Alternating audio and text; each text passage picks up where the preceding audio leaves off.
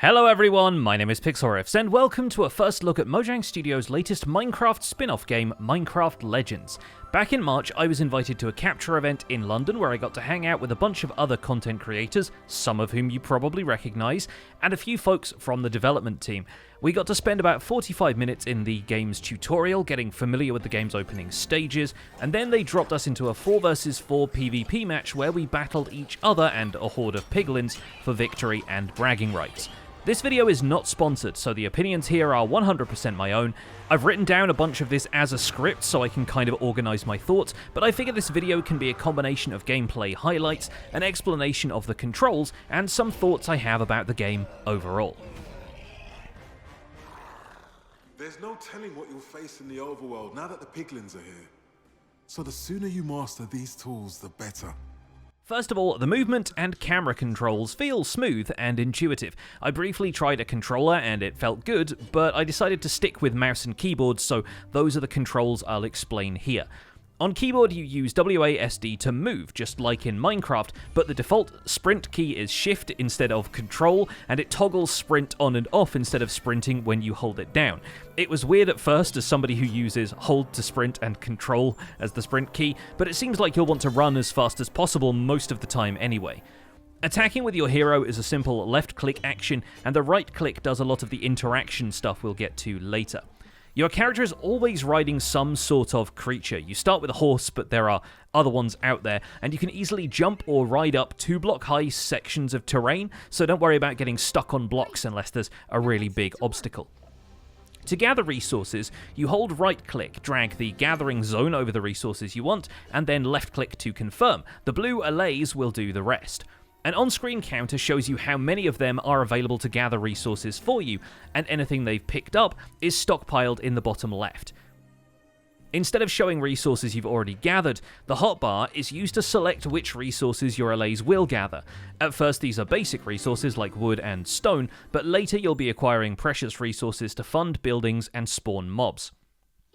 Now the controls become a little more complex. You can switch between 4 different modes using the Z, X, C, and V keys. Z is for gathering resources like we just saw. X is the combat hotbar where you set up spawners to spawn in mobs, but you don't need to have this open to control your troops. You can do that from anywhere. C and V are both for building, but C is for construction, building structures which will help you defend your base and navigate the world, while V is for improvements, development structures that will unlock new mobs and abilities, moving you up the tech tree. The in-game tutorial introduces structure building by having you build a ramp and a bridge, but it doesn't get into development and tech tree until way later. Well done. Once you set up some spawners using your combat hotbar, you can hold Q at these locations to spawn mobs in, then tap Q once to rally them around your banner.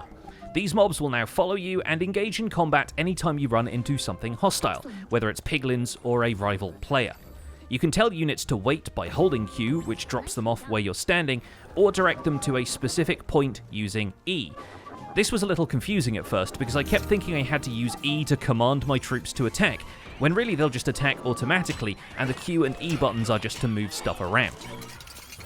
If you want a comparison, I've heard people compare it to the Nintendo series Pikmin, although the emphasis in Legends is much more about combat and less about puzzle solving. With that said, there is a much more in-depth combat menu available by holding Control while you're moving your troops around, and I didn't get much time to investigate it, but that was when I realised how much fine control you could have over your mobs.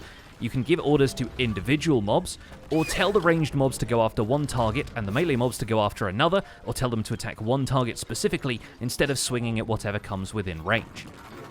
This is the aspect of the game that'll really appeal to seasoned strategy game players. Minecraft Legends seems easy to learn, but this is the part that will make it rewarding to master. The last thing you'll really want to pay attention to is the journal, which you can find by pressing R. This contains not only descriptions of everything you find, in case you want a reminder of what something in-game does, it's also where you can reassign the hotbars for resource gathering, combat, building, and development. This is vital later because your hotbar only has 9 slots, like it does in vanilla Minecraft, but there are a bunch of different structures, resources to mine, and mobs to spawn in, all of which have to come from your hotbar. So a longer game will see you swapping out the basic structures from the early game for late game upgrades that unlock the most powerful mobs. Watch out! The opposing team can now call on the firsts. After learning the basics in the ethereal, prismarine-heavy environment of the Well of Fate, you get dropped into the overworld. If the cel-shaded graphic style hasn't hit you by this point, it will now. Everything feels more cartoony, with black outlines, colourful textures, and realistic shadows. I'm not sure if the campaign takes place in a procedurally generated world, but the PvP matches certainly do, so there's plenty of chances to explore unique terrain and try to adapt to the world around you, like you do in regular Minecraft. Pressing M gives you a map which shows you basic landmarks and biomes. This becomes much more important later, since the individual biomes contain specific resources. Since you can't really go caving, all your resource gathering takes place on the surface instead of beneath it, so you'll need to use the map and explore widely to discover which biomes generate the precious resources. For example, we could find coal in plains biomes, but diamonds had to be found in snowy wastes to the south. The biomes will have some familiar characteristics, but Minecraft Legends really has its own approach to designing them. Your hero needs to be in the heart of the action to command mobs and defend or attack bases, so jungles can't be too dense with ground foliage like they are in Minecraft, otherwise you just get stuck and frustrated. Likewise, while some biomes have obstacles like the red thorn bushes I found out in this dry biome, your mount has absolutely no issue crossing rivers, which is a relief for anyone who's tried to get a horse across a river in vanilla Minecraft. You can build bridges for easy troop movement, but it's by no means essential. Traversal and exploration feel pretty fun, thanks to Speed Wheat, which can boost your sprint speed for a short time if you run through a patch of it. Wood and stone can be found basically anywhere. Most biomes will have their own trees and rock formations that your allays can break down. Some biomes, like the jungle, have much larger trees, which could potentially mean you gather more wood, but that's limited by the allay's mining speed, and it seems like once an allay is committed to a task, they don't become available again until they're finished, or until your stockpile of those resources is full. Nether spreaders. The pollution they create makes the air breathable for the piglins. When you find a piglin encampment, they look pretty sinister. The lush greenery of the overworld is replaced by a blob of nether terrain, which stays there even after you've destroyed their base. One developer described this as a permanent scar on the world, which makes the piglin invasion feel much more impactful. Exploring the world can also lead to discovering new mounts, which have different abilities to the basic horse you rode in on. I didn't end up finding any of these during our play session since I was mostly focused on base development and defense, so that's something I'm really looking forward to exploring when I can spend more time in Minecraft Legends. Building is probably my favourite aspect of vanilla Minecraft, and I was curious to see how it'd work in Minecraft Legends after there being no building at all in Minecraft Dungeons. With this being a strategy game, naturally, most of your building is going to take place around your starting location, an immovable monolith that acts as your team's base and spawn point. Around this you can build walls, defensive towers, gateways, and other fortifications. You don't just have to build these around your base though, you can place them in other parts of the world, creating ramps and bridges for terrain traversal, and mini bases which might give you a strategic advantage over your opponent. Building is pretty intuitive, since the allays take care of most of it. You just decide the layout, and they'll build it for you with enough available resources. The main difference to Minecraft is that you'll likely want to build your base defenses quite quickly, in case the enemy decides to rush you in the early game, so there's less time to focus on aesthetics. With that said, the structures still look quite stylish, so whatever hastily thrown together fort you end up with will usually look pretty cool, and I'm sure there will be players who put time and energy into making their base beautiful as well as defensive. The main thing to consider is giving yourself enough space because of the Improvement Hub, a structure which allows you to build other upgrades around it and advance your tech tree.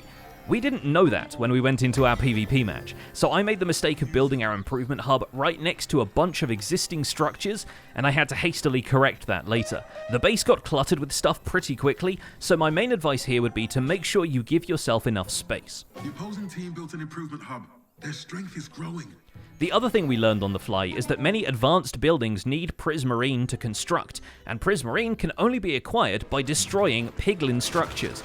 That means even in PvP matches, you need to be aware of the piglin bases and attack them frequently to make any progress. You can't just focus on your human opponent and ignore the piglins altogether, since the structures you need prismarine for are the key to upgrading your base and your army.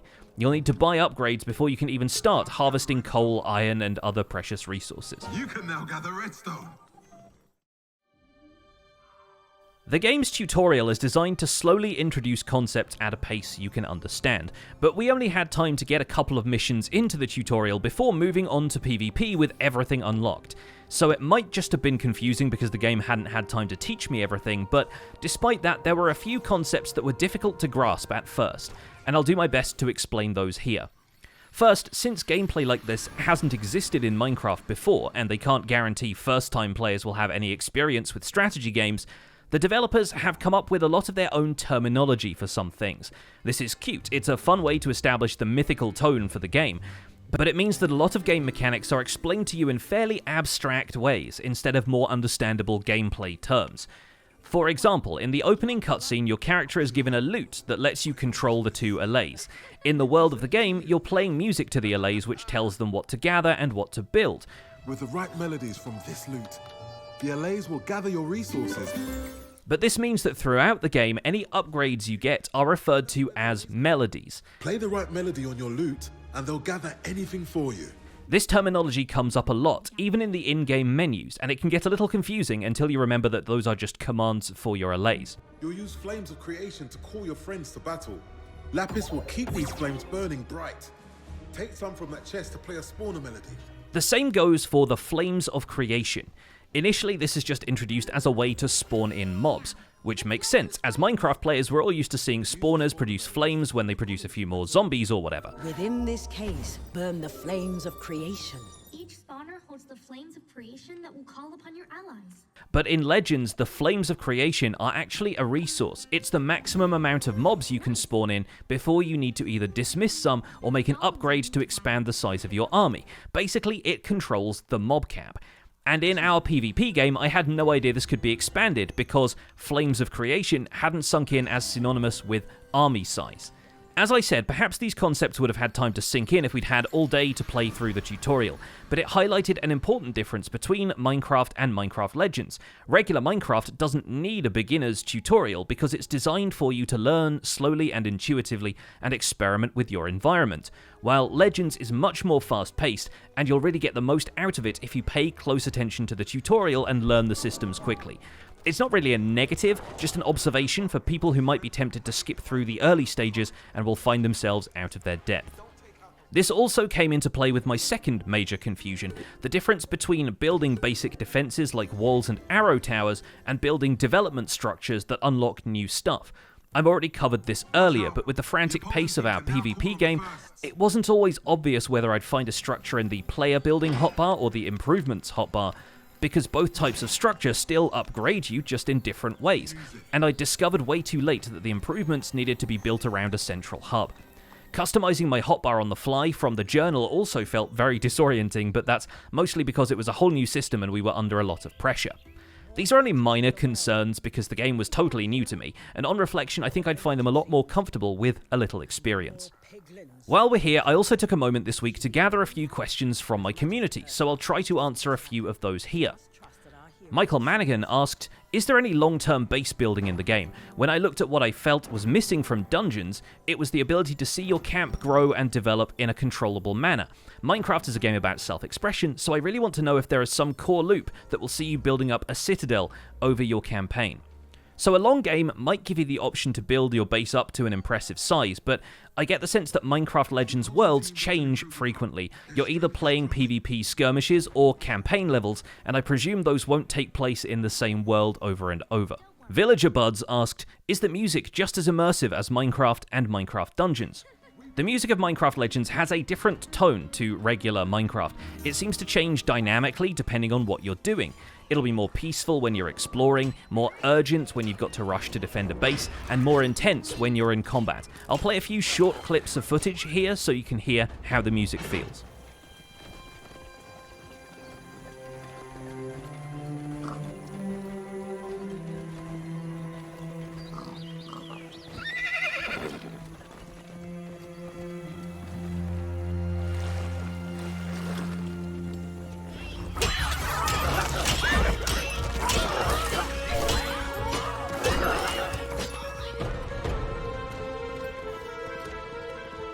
The attack is over, but some piglins remain.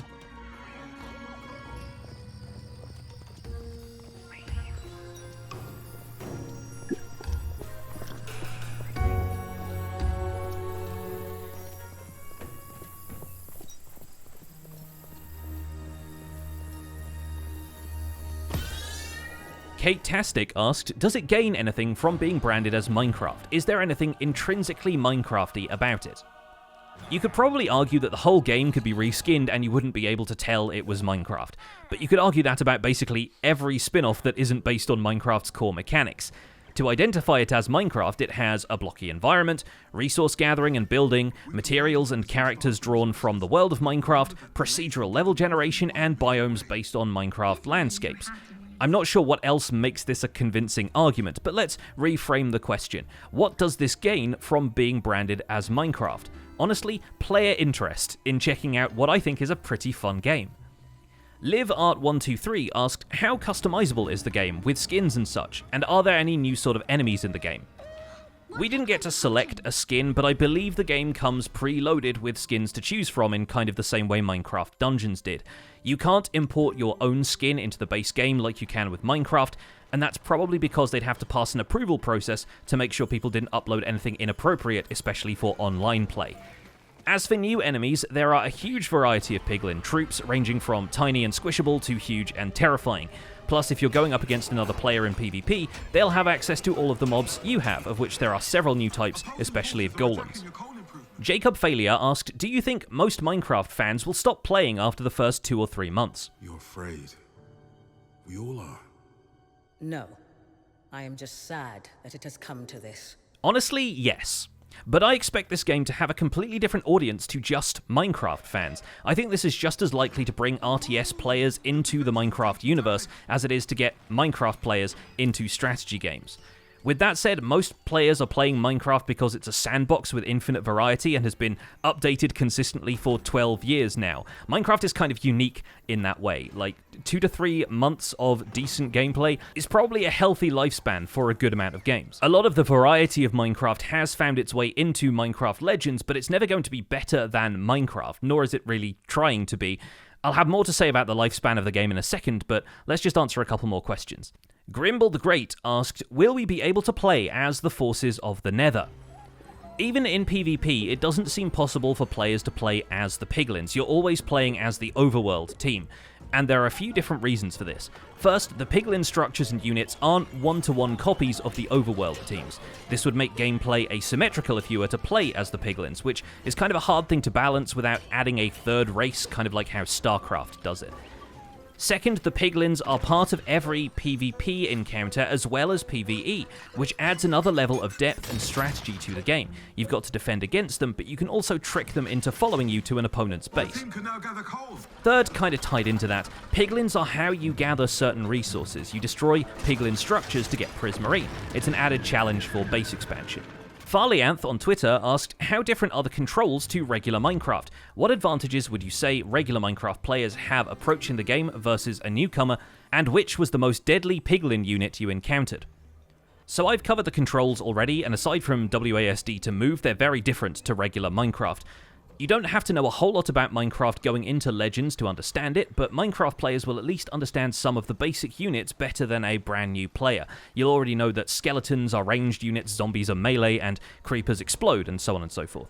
The deadliest piglin I found was a huge guy with a flail that spawns towards the end of the match, and I couldn't even damage him. Rat Hearts Gaming on Twitter asked, is it a buggy mess? I want to get it when it releases on PS4, but I don't want to play a game which is a broken mess.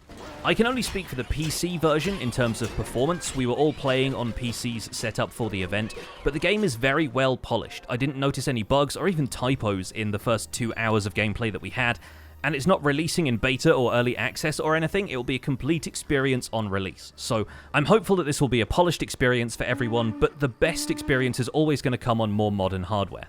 James Schaefer and Nikki Klosterman on Twitter both asked whether the game would be suitable for their kids. And the game is rated for players aged 10+. They'd probably be fine doing the campaign with some supervision from parents. The controls might take some getting used to, but kids pick up stuff like this fast, and basic encounters are easy enough to control.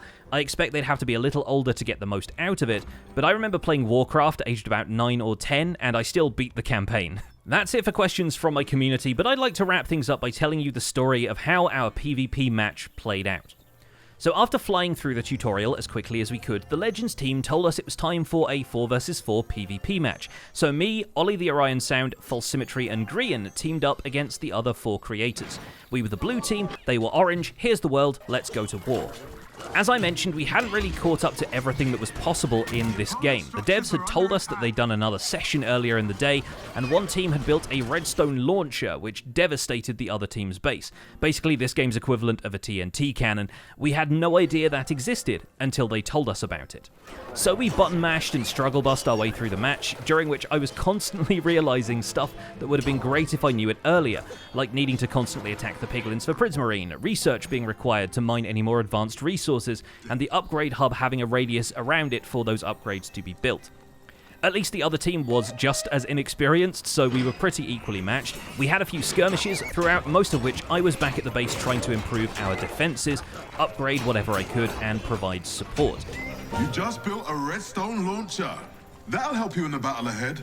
Eventually, we got the upgrades we needed to try out the redstone launcher, but the other team had been expecting it, so they took it down pretty quickly. Redstone launcher lost. It was a disaster, but we rallied. Ollie and Grian got into their base and did some damage, while False and I were gathering resources to support the team. Your opponents are scrambling to defend their base. But then our opponents launched a counterattack, and suddenly we were overwhelmed. Ollie returned to base as a huge golem crushed its way through our walls and made straight for the center. I was getting spawn killed by stuff I didn't even know existed, and it was pretty clear our number was up.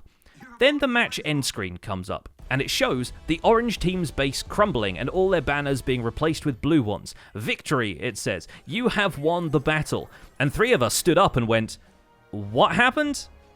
It turned out the whole time we were scrambling to defend ourselves against an all-out attack by the other team, Grian had been slowly spawning creepers and sending them into the enemy camp one at a time. While they were all away from home, he had been breaking in and stealing the game out from under them. And from this, I concluded 3 things.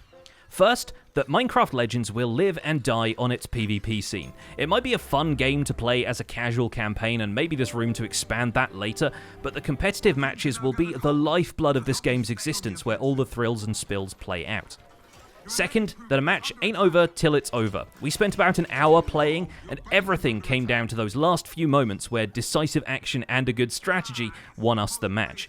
And third, if you're going to play, just pray you don't get matched against Grian.